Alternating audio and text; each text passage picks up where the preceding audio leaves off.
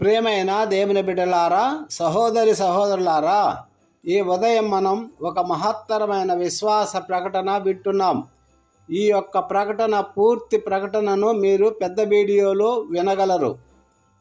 ఇదిగో నా రక్షణకు కారణభూతుడగు దేవుడు, నేను భయపడక ఆయనను నమ్ముకొనుచున్నాను.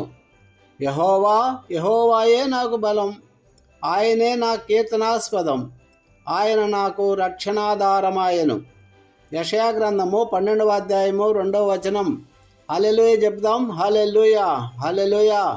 మిత్రమా, ఇది ఒక వాక్యము కాదు, ఇది ఒక విశ్వాస గర్జన.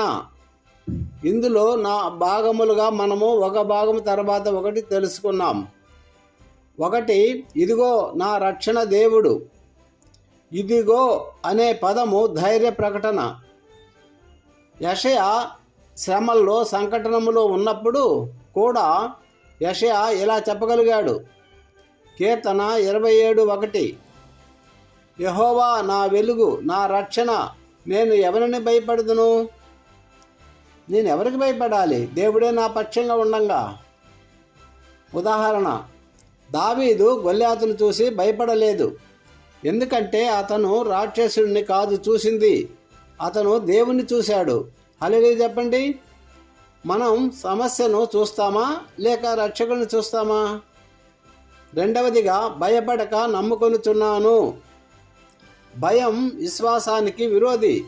2 తిమోతి 1:7, దేవుడు మనకు పిరికిదల ఆత్మను కాక ప్రేమ, సమాధానము, ఇంద్రియ నిగ్రహము గల ఆత్మనే ఇచ్చెను. హెచ్చరిక, భయము మనల్ని దేవుని నుండి దూరం చేస్తుంది. అవిశ్వాసము ఇజ్రాయేల్ ప్రజలను 40 సంవత్సరాలు అరణ్యంలో తిప్పింది. దేవునిపై నమ్మకం లేకపోతే వాగ్దానము కూడా నెరవేరదు. మిత్రమా, మూడవదిగా చూస్తే, యెహోవాయే నాకు బలం. మన బలము డబ్బు కాదు, మన బలము మనుషులు కాదు, మన బలము దేవుడే. ఫిలిప్పీయులకు 4:13, నన్ను బలపరచు క్రీస్తునందు నేను సమస్తమును చేయగలను. హల్లెలూయా. ఉపమానం, ఒక చిన్న మొక్క తుఫానులో వంగుతుంది, కానీ వేర్లు బలంగా ఉంటే అది ఎప్పుడు కూడా విరగదు. అలాగే మన వేర్లు దేవునిలో ఉన్నాయా? 4వదిగా, ఆయనే నా కీర్తనాస్పదం.